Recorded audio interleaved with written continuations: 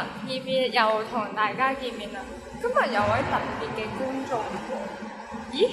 呢個咪英秀大人 Kiss 啊嘛？ Leo，乜係你各位觀眾，呢個就係最強嘅蒙面超人 Kiss 啦。 ？Hi， Kiss 啊，今日有位特別嘅觀眾叫樂樂喎，佢爹哋媽咪希望佢每日都開開心心啦，做個聽聽話話嘅小朋友。佢亦都好中意你㗎，不如你同佢講兩句啊！